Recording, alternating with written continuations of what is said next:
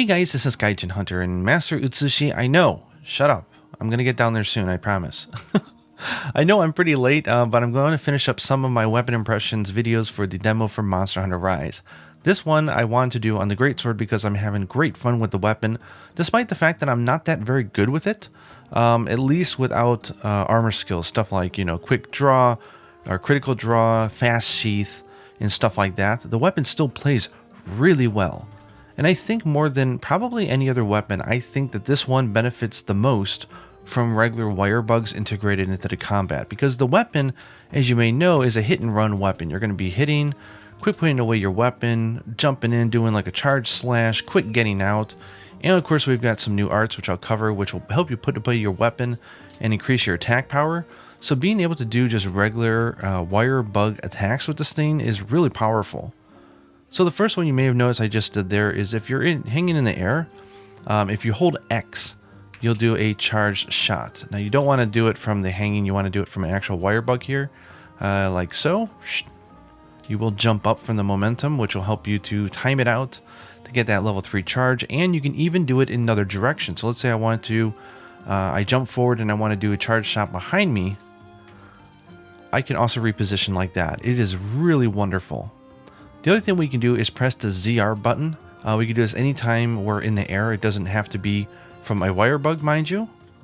And you'll do this awesome downward chop. Let me see if I can get a better camera angle on that. It looks really cool. Krong! And there's some stuff that you can do from those as well. Now the big change that it did for the Greatsword, because they didn't do a whole lot of huge changes, but one of them is you can now go into a true charge slash from a wide sweeping thing. I gotta learn the terms for this when I do a real tutorial. I'll just show you. So if you press the A button after you do an aerial charge, you'll do this wide sweep, and then you can go straight into a true. So if you flinch a monster, let's say you go up, charge up, boo, boo, boo, boom, then you hit him with the wide, and then he flinches, you can now use that opportunity to go straight into a true charge slash, which I think is awesome. Because there's many times where I'll follow up a charge shot with the wide sweep, and it ends up getting a nice flinch or maybe a down. Then you can now use that to really punish the monster if the opportunity arises. So very cool. I'm not going to cover all the different combo paths this time. I want to make sure that this is not a tutorial. This is more of a hands-on impression, but those wire bug arts make all the difference in my opinion when it comes to this weapon. You can do all sorts of stuff like that. If you press B to evade after you use a wire bug, you can do even more repositioning. It's so crazy, isn't it? So other things that you can do with this weapon that they added was, and this is a move that I was not actually aware of, but after you do a tackle, whether it's from, evading and then pressing X, or I think the other way you can do it is when you're charging up, if you press the A button, you'll do a tackle, which allows you to keep your same charge and go into a deeper charge level. It's a fast way to get to this true charge slash.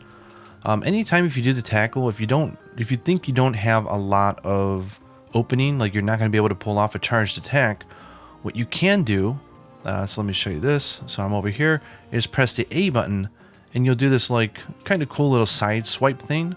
I think from the in-game descriptions they say that it's good for applying statuses and elements. I don't know how true that is until we actually see it in the final game. But one of the cool things is that it does keep your charge level. So let's say I'm charging 1, 2, 3, then I do that and I hit A, it'll do more hits, so it's more powerful. So again, this works like the tackle in that, depending on how much you're charged up, let's say, let's say we go and we charge a level 2 here and we do a tackle, we retain our charge, which I think is really cool. And I'm saying the word cool too much, I know. But how else would you describe it? Excellent, awesome.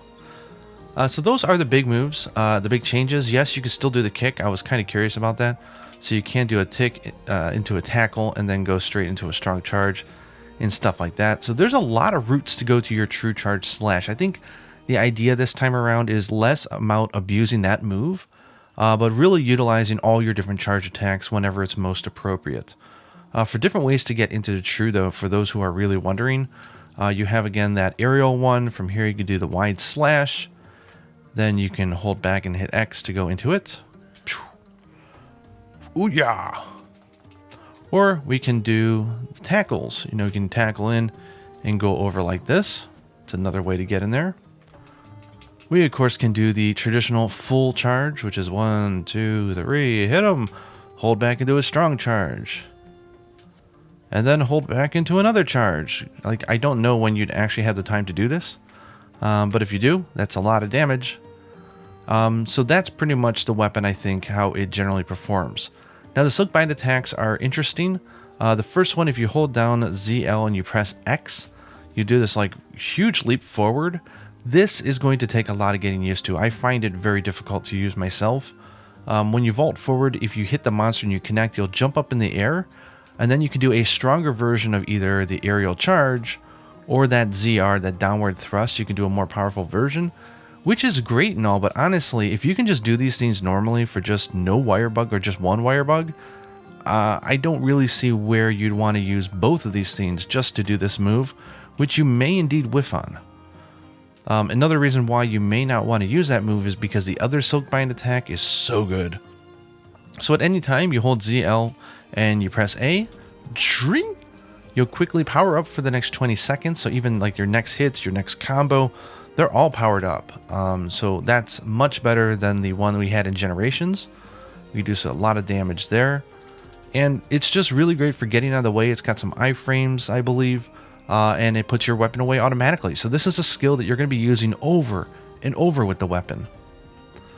One thing of hint here, if you are doing the demo, go into your options and go down to controls and turn auto sheath off. I actually find it very, very annoying.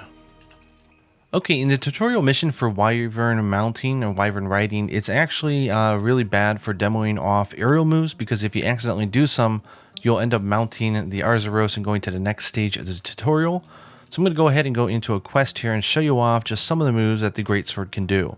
I'm warning you that I am, for all practical matters, not good at the weapon, so please forgive my shoddy play, but hopefully it gives you an idea at least of how it handles and the different mechanics behind the aerial moves, because again, I think this weapon benefits immensely from the regular wire bugs, and hopefully I can show that off here.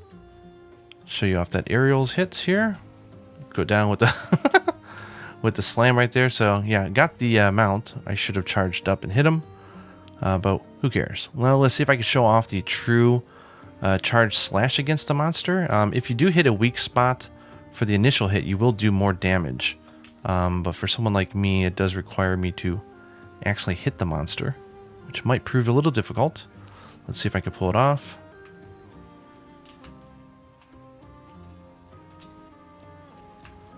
Yes, he can do it. And you can zip right out, and now I'm more powered up as well, which is great. And he can't move because he's got the wire bugs on his butt.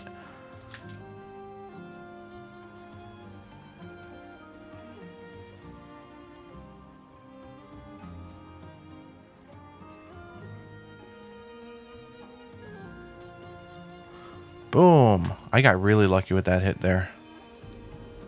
Let me see if I can show you that wire bug attack that I always whiff. It's very hard against a small monster, but you know what?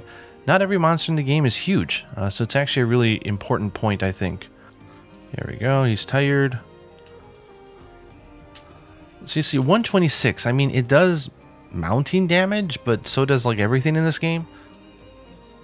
Yeah, so that does 110 right there, and the other attack just did 126. So I just don't see it as being a huge move, because it just takes both bugs, throws you so far out, and you can do these attacks and they're really nice, but I don't know. Let me know down in the comments below though if you do use that attack, what you think about it, if you do find it as very powerful, or whether or not just focusing on doing that quick sheath is a good thing to do. But honestly, just that quick sheath, you could have just given me that alone, and this weapon would play fantastic. So I'm very happy with that one Silkbind attack and just the ability to use the wire bug in normal combat, because your weapon's put away so often.